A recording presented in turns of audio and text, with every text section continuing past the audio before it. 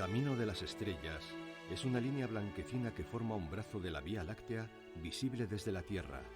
Un mapa celeste que guiaba a los primeros peregrinos en la noche, de manera infalible, hacia el Finis Terrae. Ahora es el camino francés, el camino de Santiago por excelencia, que de manera asombrosa coincide casi a la perfección con el paralelo 42. La ruta que vamos a iniciar por esta calle mayor de Europa es un viaje de casi 800 kilómetros que, partiendo de Saint-Jean-Pied-de-Port, tiene como destino el lugar donde se descubrió la tumba del apóstol a principios del siglo IX. Y seguiremos más allá, hasta el Finis Terrae, el fin del mundo de los romanos, escenario de ritos célticos ancestrales. Es mucho más que el itinerario descrito en los mapas que conducen desde distintos puntos del viejo continente a ese lugar donde se esperaba el perdón. Un camino iniciático para extasiarse en la contemplación de piedras milenarias que conforman calzadas, puentes, ermitas, iglesias, catedrales, monasterios, y que no son otra cosa que la huella que dejaron aquellos antepasados cuya intención era alcanzar la eternidad.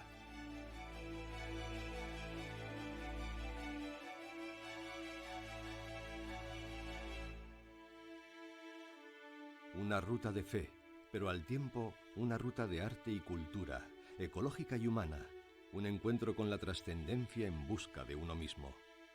En cada rincón de este primer capítulo del Camino francés perviven historias que antaño amenizaron las veladas de los viajeros. Leyendas de Roldán y Carlomagno, abadías y hospitales para dar protección al peregrino, relatos de aquelarres y brujas, y un puente cuyas aguas curan la rabia, crónicas de ciudades milenarias y burgos nacidos del camino, memorias de reinos perdidos y monumentos solitarios que atesoran secretos. Viejas viñas para dar fuerza al caminante, batallas vencidas con ayuda del Señor Santiago, gallinas que resucitan ante el comensal, monjes, santos, milagros. Las cosas en el camino no han cambiado tanto en el devenir de los siglos. Los peregrinos de hoy pasan por los mismos lugares que pisaron sus predecesores, escuchan y cuentan las mismas leyendas y se alojan en albergues donde reciben atenciones de los hospitaleros casi gratis. Es Aymeric Picot quien recuerda en el Códice Calixtino que todo el que reciba y hospede a los peregrinos con esmero tendrá como huésped no solo a Santiago, sino también al mismo Señor.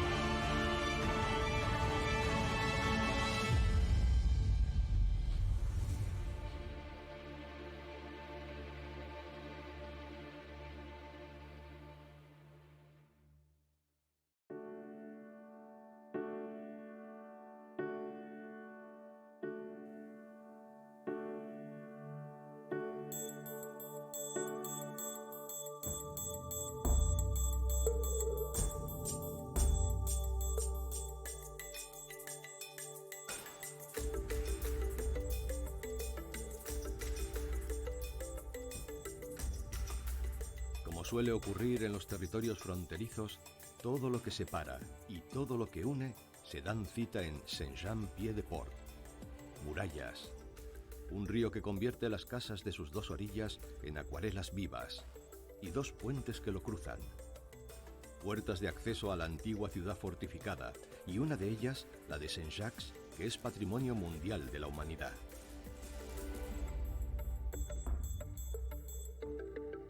localidad francesa está a unos 30 días de viaje a pie de Santiago de Compostela, pero estrechamente unida a la capital gallega por ser el lugar donde dan su primer paso hacia la tumba del apóstol muchos de los peregrinos que emprenden esta aventura única que tiene un mismo destino y puede tener muchas razones: la fe, el turismo, la gastronomía, el deporte o la suma de todo ello.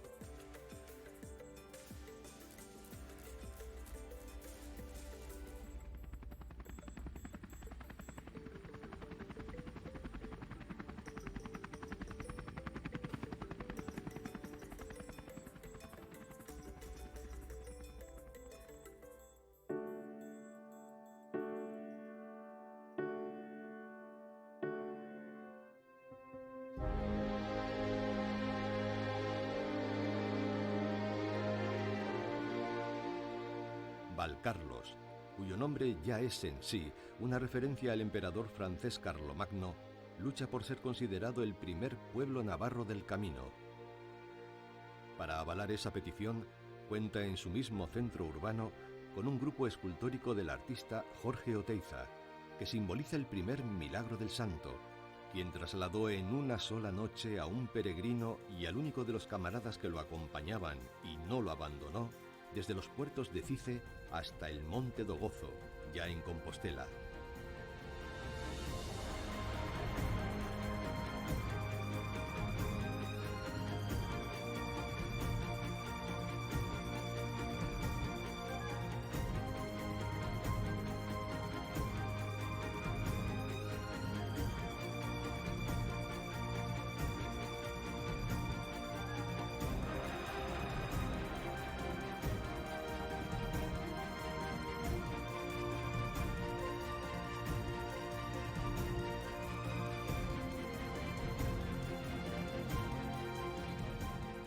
No todos los historiadores están de acuerdo en que la legendaria batalla entre francos y vascones tuviera lugar en el propio lugar de Roncesvalles.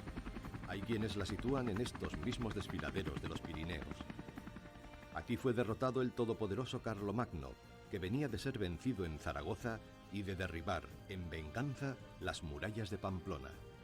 Y aquí murió Roldán, su sobrino y el más bello de los oficiales de su ejército, a manos del palentino Bernardo del Carpio. Su muerte lo convirtió en el arquetipo del caballero andante, dio lugar a poemas como Orlando Furioso, del italiano Ariosto, o el propio Cantar de Roldán, que es la primera obra conocida de la literatura francesa y la primera en lengua romance, atribuida al monje normando Turoldo. Pero además es, sin ninguna duda, una de las razones de que Miguel de Cervantes escribiese El Quijote, donde lo imagina: de mediana estatura, ancho de espaldas, algo estevado, moreno de rostro y barbitaeño, velloso en el cuerpo y de vista amenazadora, corto de razones, pero muy comedido y bien criado. Para los aficionados a las cifras mágicas, la batalla se celebró en el año 778, prácticamente los mismos kilómetros que hay a Santiago de Compostela.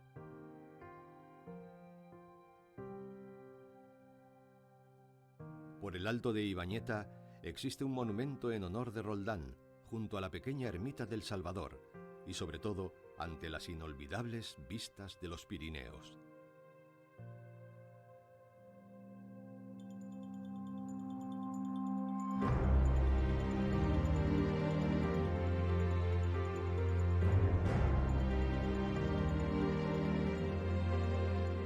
Roncesvalles, un lugar muy pequeño con una gran historia.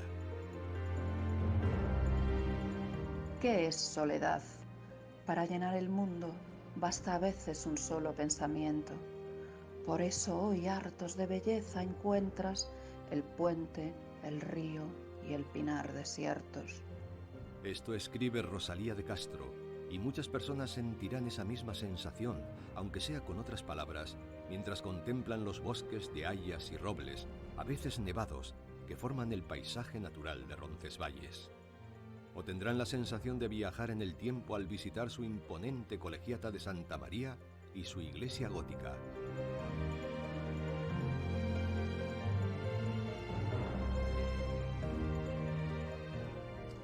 Bueno, pues ahora estamos en el corazón de Roncesvalles, la iglesia de la Virgen, uno de los santuarios marianos principales, no solo de Navarra, sino de todo el Pirineo. Eso convierte a Roncesvalles en el punto de inicio principal del camino. ¿Y dónde está ese punto de inicio en este pueblo de 19 habitantes? Pues delante de la protectora de los peregrinos, de la Virgen de Roncesvalles. Por eso el que entró esta tarde como caminante a la iglesia se convertirá en peregrino cuando salga de esta.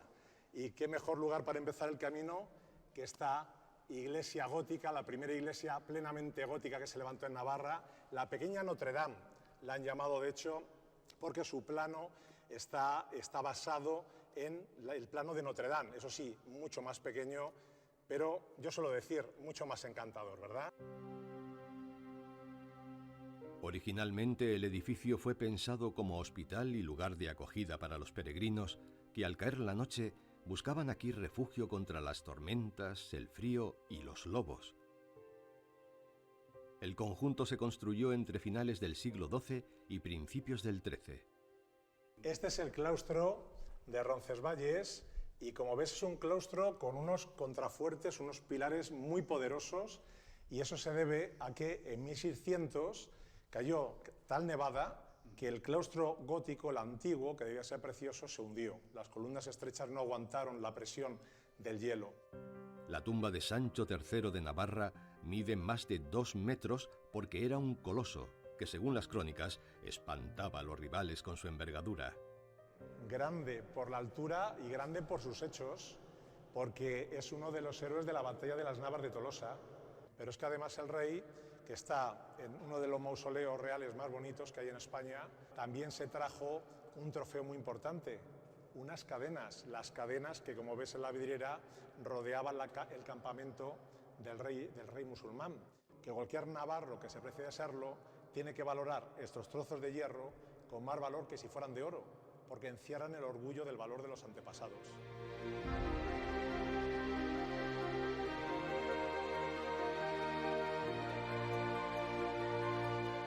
El edificio más antiguo de Roncesvalles es la capilla del Sancti Spiritus, románica, más conocida como Silo de Carlomagno.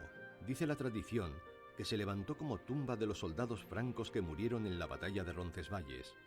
Cierto o no, alberga las osamentas de cientos de peregrinos que vieron aquí el final de sus días.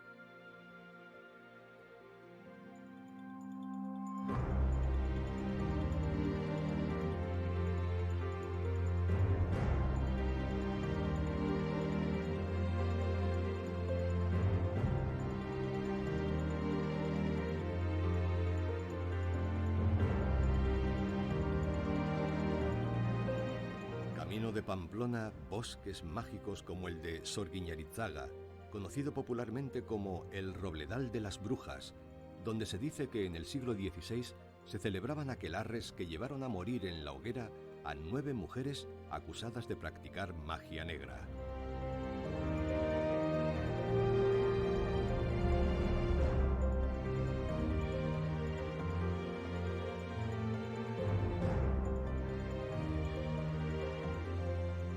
Tras el mismo se llega a Burguete Auritz. El escritor norteamericano Ernest Hemingway, un amante del peligro, como lo era el autor de Por quién doblan las campanas y El viejo y el mar, solía pasar por aquí unos cuantos días del mes de julio para pescar en el río Irati y recuperarse de las resacas sanfermineras. Y se sentiría como pez en el agua entre tantos robles, abedules, tejos y pinos centenarios que han sido guarida de bandidos, fieras, espectros y hechiceras. Poco le impresionaría todo ello tras haber conocido, y tal vez cruzado en Zubiri, el puente gótico de 2 ojos sobre el Arga, llamado Río de la Rabia.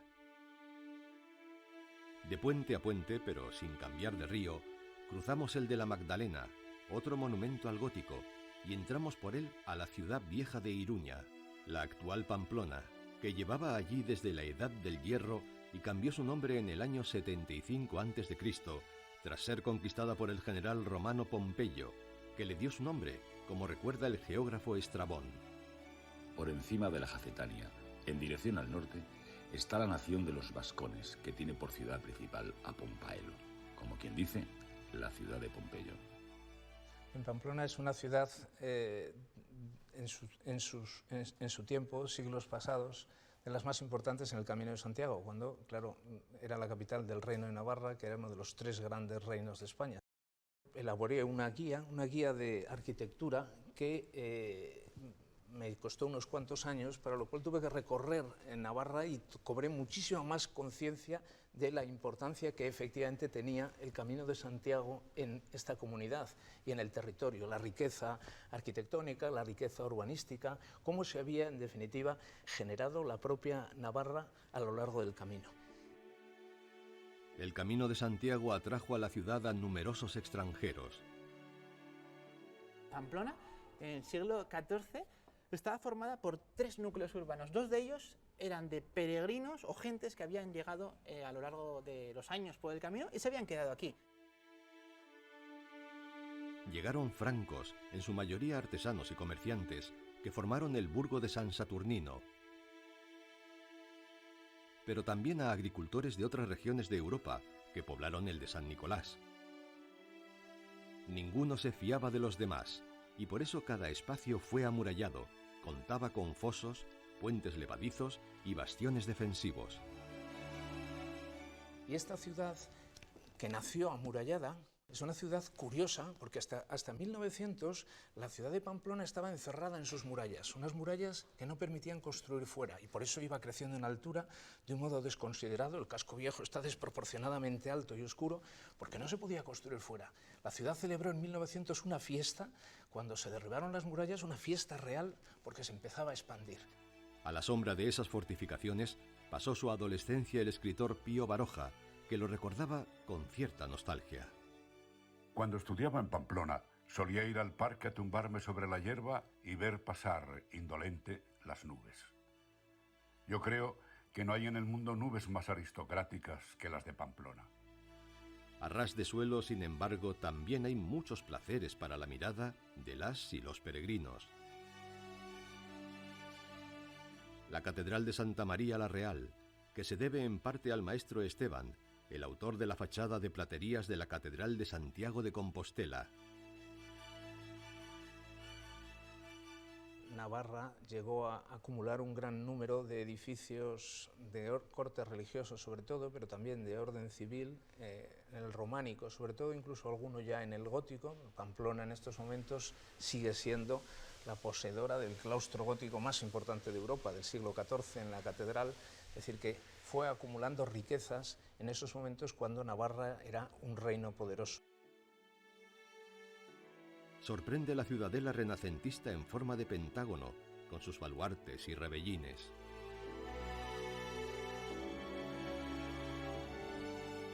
Y se descubren los palacios de la calle Mayor, como el del Condestable del siglo XVI, y en sus 2 extremos las iglesias originalmente medievales de San Saturnino o San Fermín, y sobre todo la de San Lorenzo, donde se encuentra la capilla del célebre patrón de Navarra, San Fermín. Y además quedaba patente por dónde iba el camino, porque siempre hay una calle principal, que en cualquier lugar del camino se llama o calle Real, o calle Mayor, o calle Camino de Santiago, que es la que configuró el núcleo urbano. Aquí en Pamplona, en la calle Mayor, pero también en muchos otros sitios de todo el Camino de Santiago, o de todas las rutas que son Camino de Santiago en España.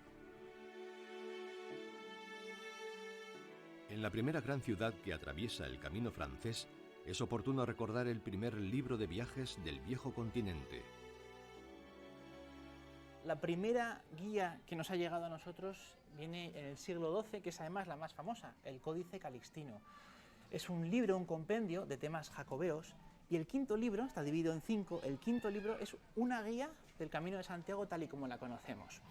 Informa sobre qué iban a encontrar en el Camino de Santiago. Un clérigo llamado Aymerípico hizo la peregrinación entre el 1130 y 1140 y recogió toda la información de una manera muy subjetiva.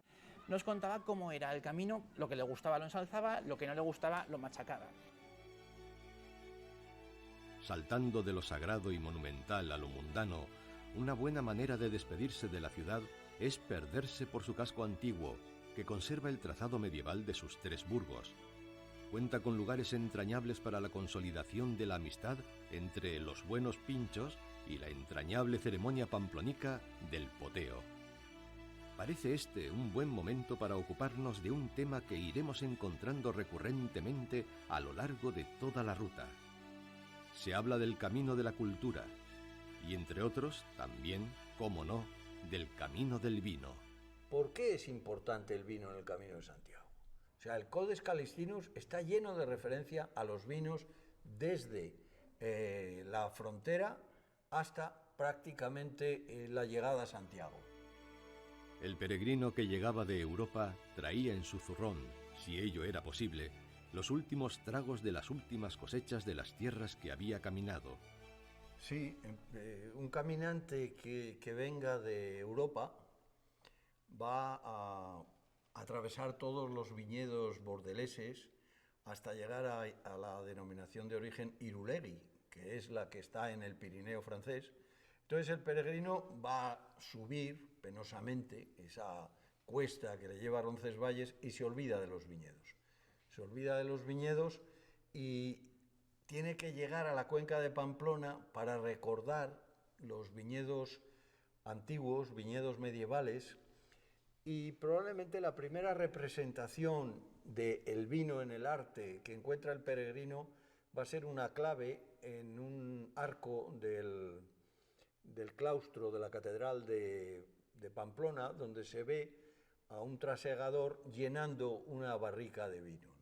El caminante va a encontrarse con lugares vinculados a la viticultura a lo largo de todo el itinerario, y en Navarra se va a encontrar con la primera variedad, porque claro, los vinos no son iguales, como los templos no son iguales, las catedrales son góticas, las pequeñas ermitas eran románicas. Bueno, en Navarra se va a encontrar con la garnacha.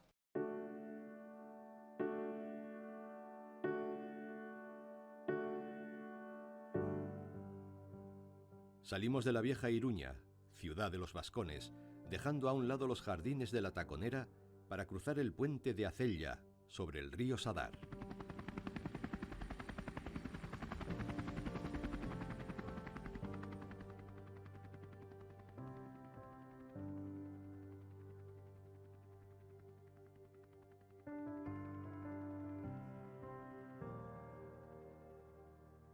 El camino nos lleva a otro paraíso natural, la Sierra del Perdón, que se llama así porque en ella obtenían los peregrinos las mismas indulgencias que en Compostela en caso de morir durante el resto del viaje. En su cumbre hay una escultura totémica, donde se cruza el camino con las estrellas, es su lema, y representa una caravana de peregrinos de distintas épocas. Es una metáfora sólida de la evolución del camino a lo largo de su historia.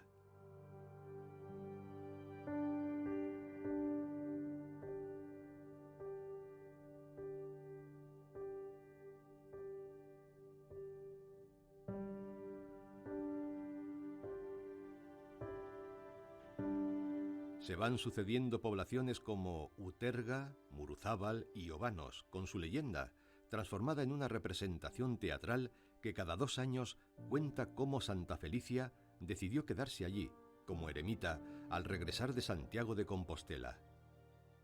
Su hermano Guillermo, duque de Aquitania, enojado ante la negativa de volver a la corte, le da muerte.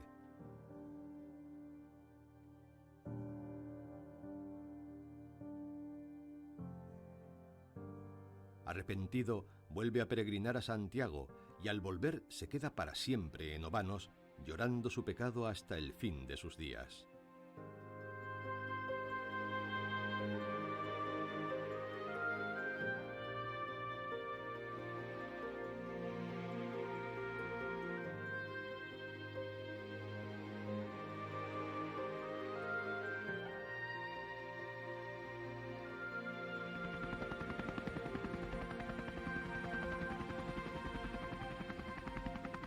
Como coleccionistas de lugares mágicos, toca ahora descubrir en mitad del valle de Ilzarbe la ermita de Santa María de Eunate. Una sorprendente construcción octogonal que unos dicen edificada por los templarios en el siglo XII, quienes se inspiraron en el diseño del Templo de Jerusalén. Eunate en euskera significa 100 puertas en alusión al claustro que rodea el perímetro de la iglesia, aunque también es posible que el nombre derive de la palabra onate, que puede traducirse por la buena puerta, es decir, aquella por la que se accede a la paz espiritual. Su peculiar forma, su emplazamiento en medio de la nada y su soledad la convierte en una de las iglesias más bellas del camino.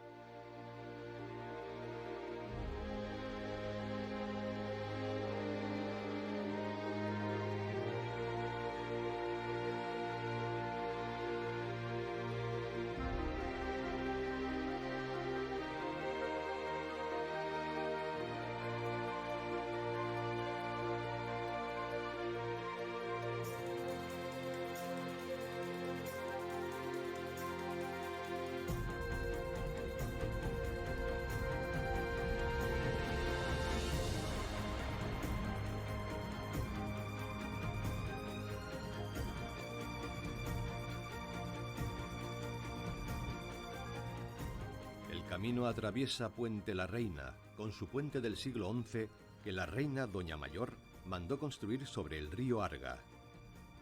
Son 4 los caminos a Santiago que en Puente la Reina, ya en tierras de España, se reúnen en uno solo. Esto dice el Códice Calixtino al referirse a esta población como cruce de caminos. Por ellos llegaron millones de peregrinos, dejando un imborrable recuerdo en las personas del pueblo. Pues han venido de todas las partes del mundo, porque han venido de Australia, de la Martinica, de América, de arriba abajo, de Europa, de Asia. Y entonces entra una japonesa y dice, ¡Egunon! Esta, pues, hablaba castellano perfectamente, pero el Egunon, y le digo, ¿pero tú has estado por aquí alguna vez? Y dice, es la primera vez que vengo a hacer el Camino de Santiago. Y cuando se fue, dice, Agur. Dice, joder, pero bueno, esto sí que es curioso, que una japonesa que no ha estado nunca en España sepa saludar en cada sitio a la manera de las lenguas locales que existen.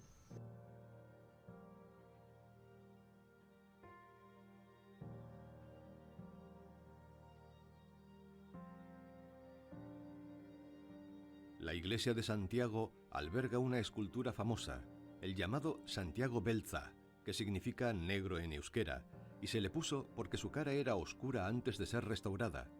Una talla gótica del siglo XIV de 2 metros de altura, donde la figura del apóstol va descalza y lleva un libro en la mano. Muchas personas la consideran la más notable y sugestiva de todo el camino, algo impresionante si tenemos en cuenta que hay en él, aquí y allá, más de 300 imágenes del santo.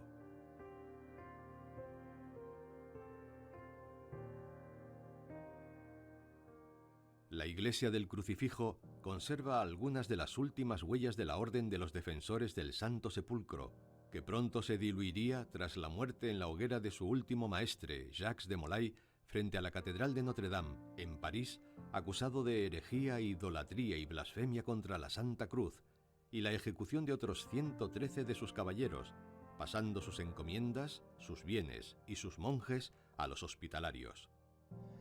Peregrinos de la Baja Edad Media venían al Camino de Santiago portando esas cruces.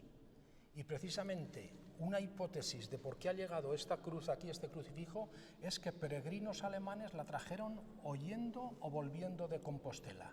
1328 ya está datado aquí el crucifijo, pero los de San Juan de Jerusalén llegan en 1441 y en 1448 ya hay constancia de que hay un hospital para peregrinos, porque los hospitalarios, la Orden de San Juan de Jerusalén, más que dedicarse a la guerra, se dedicaban a hospitales, a cuidar a los enfermos. Nos acercamos al hospital de peregrinos y aquí pasaban peregrinos del Camino de Santiago y no permanecían una noche, llegaban a permanecer hasta meses.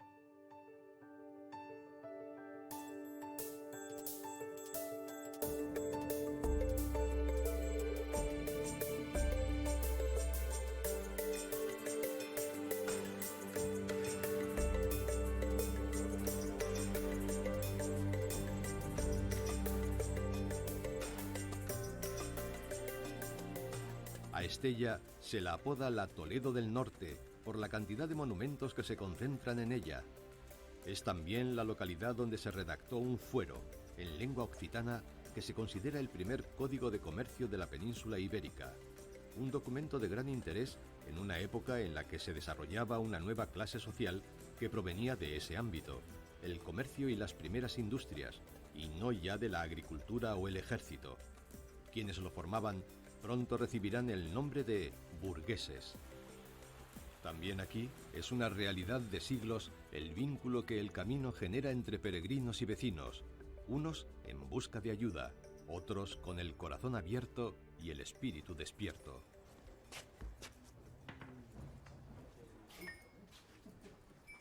Aquí ha pasado todo Dios. ¿Y qué dice? Pero la gente que tiene paso, que tiene pausa, que le gusta hacer el camino gozando de lo que ve, esa es la historia, no hacer deporte, sino conocer por dónde pasa, saber lo que pisa o saber cómo se sienten las cosas o las gentes. Aquí para mucha gente. De hecho, en una época hubo mucho bretón. Me acuerdo que había mucho bretón haciendo el camino y había uno que tocaba la bombarda, que es un instrumento parecido al que tocamos aquí, y estaba todo dolido, se le había roto la boquilla. Vente que Salvador te haré una boquilla. Y fue la persona más feliz del mundo porque le apañé una boquilla y todavía le faltaban 665 kilómetros. Y fue tocando la bombarda.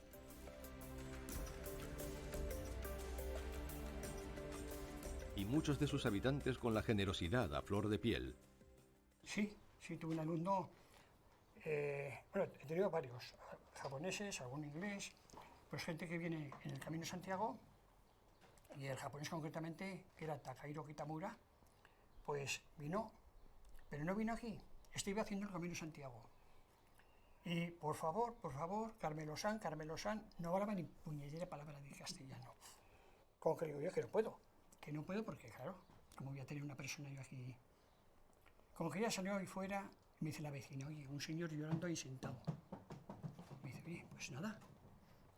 Salgo y digo, oye, ¿qué pasa? Oh, santa. Bueno, pues venga. Y nos arreglamos.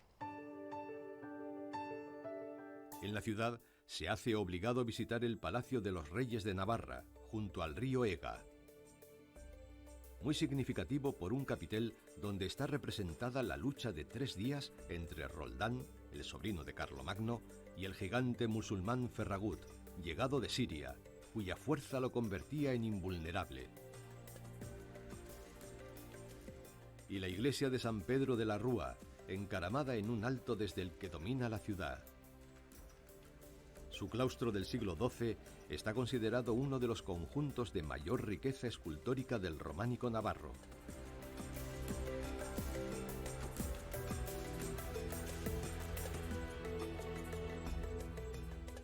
La iglesia de San Miguel Arcángel se edificó sobre una mota y domina desde su elevación al caserío que ha ido creciendo en torno suyo.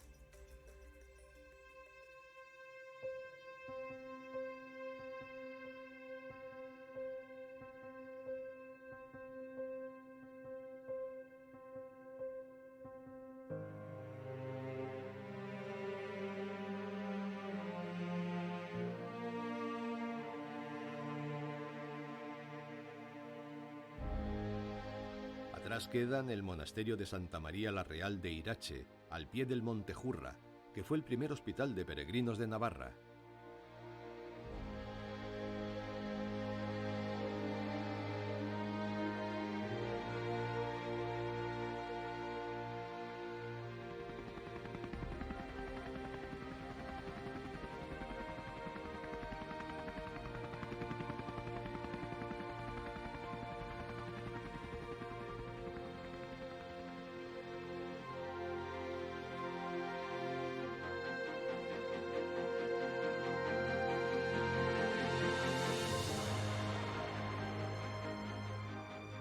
Viana, el último hito navarro del camino, es la frontera con el antiguo reino de Castilla, junto a la divisoria del río Ebro.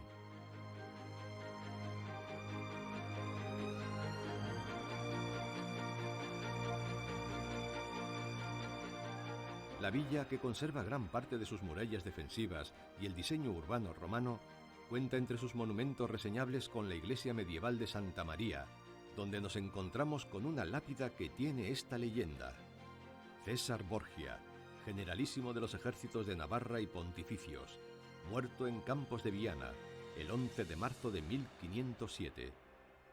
El premio Cervantes colombiano, Álvaro Mutis, le dedicó un poema memorable, Funeral en Viana. ¿Cómo sorprende este silencio militar dolorido ante la muerte de quien siempre vivió entre la algarabía de los campamentos, el estruendo de las batallas y las músicas de las fiestas romanas? Dios se apiade de su alma.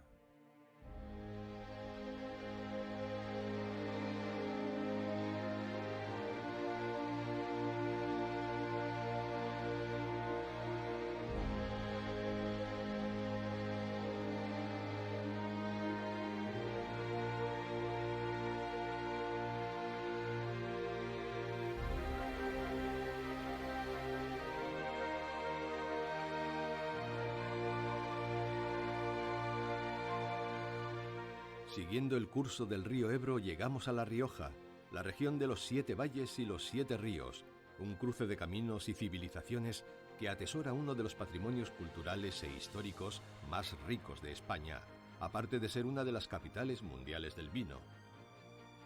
El Ebro sigue su curso más o menos impetuoso, mientras el impertérrito puente de piedra guía a los peregrinos que llegan al viejo Logroño. Es de 1884. Ya antes de cruzar este puente de San Juan de Ortega, llamado así en memoria de quien construyera el primero que existió sobre el río a su paso por la ciudad, se acumulan los recuerdos con historias de ayer, que aún siguen al pie del camino. Venga, buen camino. Mi abuela empezó en el año 80, entonces pasaban muy pocos peregrinos, apenas. El párroco de San Antonio le dijo pues, a mi abuela que ya que vivía en el camino, si no le importaría sellar a los peregrinos. A mi abuela, como vivía aquí, pues no le importó. Entonces empezó ella, un señor de Madrid le hizo el sello, que todos los años o cuando se estropea se le llama al señor Tomé, y él nos lo manda. Lo que hacía mi abuela era, como no tuvo oportunidad de ir al colegio, lo que hacía para saber los que iban era meter en un cubo piedras y mi madre después las contaba y sabía más o menos los que pasaban diariamente y luego mensualmente. Entonces hacían un tipo de estadística que a la definitiva lo estamos haciendo ahora en otras condiciones, pero igual. ¿Cómo los peregrinos que pasan por aquí todos los días se acuerdan de las abuelas con tanto cariño como para realmente sufrir cuando ellas ya no están o incluso llorar aquí delante de nosotros? Pues eso, eran personas que los escuchaban y que compartían con ellos momentos especiales y se han quedado con eso.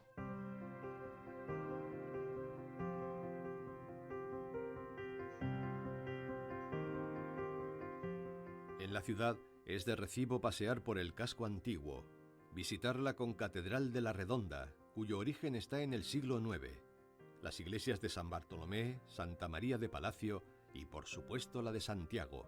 Y no será difícil en un recodo de la ruta tropezarse con el mismísimo caballero de la triste figura rompiendo lanzas por los más humildes. Haz gala, Sancho, siempre de la humildad de tu linaje. No te desprecies de decir que vienes de labradores. Innumerables son aquellos que de baja estirpe nacidos han subido a la suma dignidad pontificia e imperatoria. ¿Cómo han llegado los peregrinos al Quijote a escuchar o a ver este espectáculo sobre el Quijote? Bueno, porque tengo una tienda en la que vendo unas cosas personales, bueno, de mi familia, y detrás tengo el busto de Cervantes y luego una hoja que está impreso todo el Quijote y se lee con lupa. Entonces siempre preguntan, ¿y eso qué es? Y en ese momento les digo, pues mira, les cuento lo que hago, ¿no?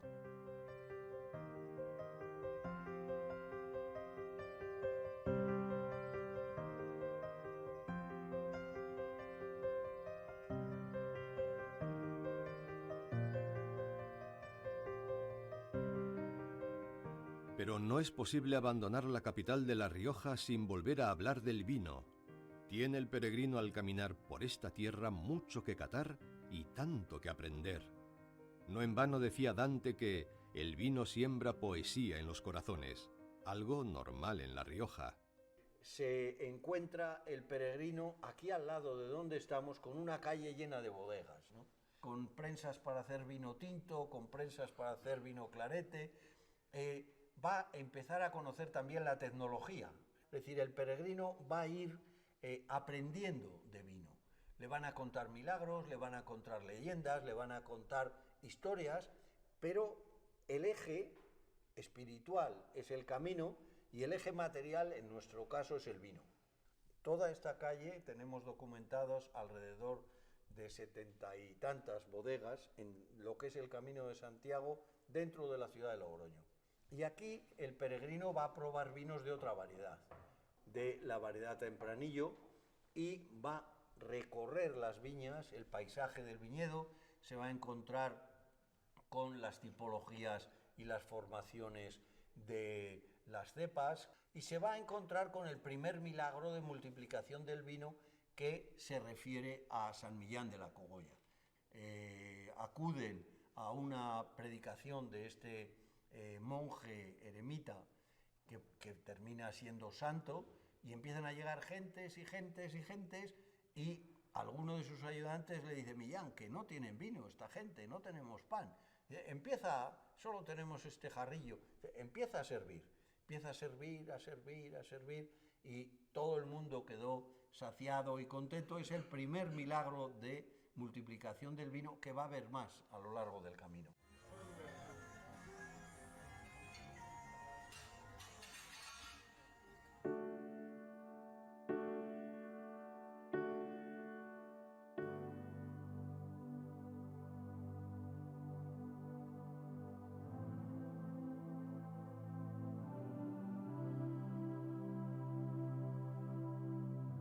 A poco más de una docena de kilómetros se sitúa también un episodio mágico de la Reconquista, la Batalla de Clavijo, de la que no hay prueba alguna y donde la fábula dice que el propio santo tuvo que intervenir para derrotar a las tropas musulmanas, convertido en el emblemático Santiago Matamoros. Lo cierto es que el resultado de toda esa mitología dio lugar a la imagen más célebre del apóstol, la del soldado a caballo y con una espada en la mano, que simboliza el combate contra el Islam, y es el origen del grito de guerra «Santiago y cierra España».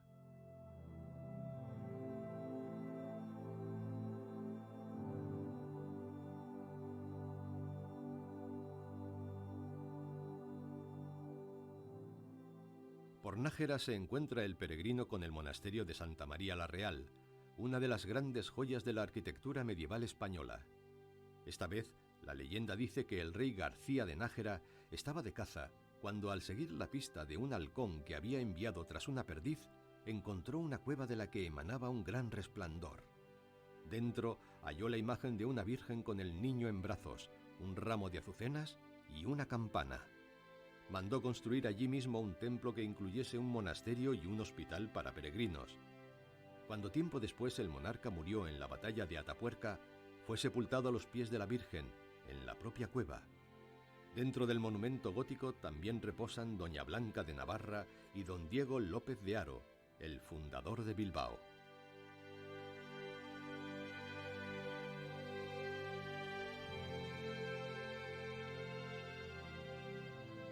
Próximos ya a otro de los puntos culminantes de esta primera etapa de nuestra aventura, el monasterio de Santo Domingo de la Calzada, pasamos por lugares como Navarrete, donde se pueden apreciar las ruinas de San Juan de Acre, un antiguo hospital para peregrinos.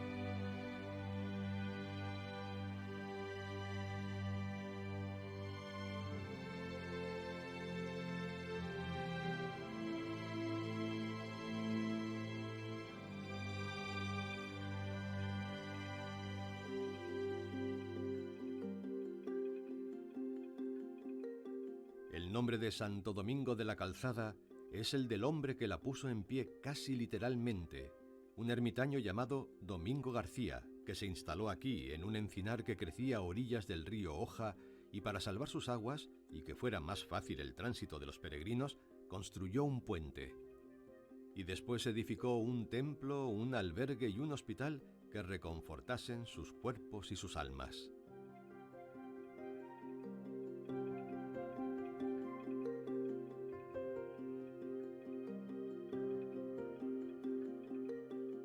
La mitología cristiana le atribuye el milagro de hacer volar y cantar a una gallina que ya había sido cocinada, para demostrar con ello que no mentían los padres de un joven devoto alemán que aseguraban que les había hablado después de muerto.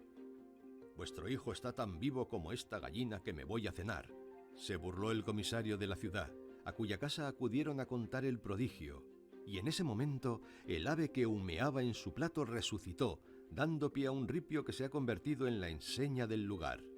Santo Domingo de la Calzada, donde las gallinas cantan después de asadas. El ermitaño murió en 1109, fue santificado y 49 años más tarde se empezó a construir la catedral del lugar, precisamente para cobijar sus restos en un sepulcro que tiene la particularidad de atesorar varios estilos artísticos. Estamos en la Casa de la Cofradía del Santo. Casa de la Cofradía del Santo se le llama popularmente porque aquí ni vivió ni nació Santo Domingo de la Calzada. Entonces, la cofradía, los dos objetivos principales que tiene son la atención al peregrino y sacar las tradiciones ensalzando la figura de Santo Domingo de la Calzada. Y nosotros decimos que aquí Santo Domingo hizo cuatro joyas: el puente, la calzada, el templo y el hospital. ¿Qué hacía Domingo para que los peregrinos supiesen de alguna manera que él estaba aquí? Pues él me cogía al amanecer y al atardecer y él salía con un tambor por todo lo que eran los montes. De alguna manera los peregrinos escuchaban el ruido del tambor y acudían al encuentro de Domingo. Él los recogía, los atendía y de alguna manera pues los protegía de la gente malhechora que había en los caminos.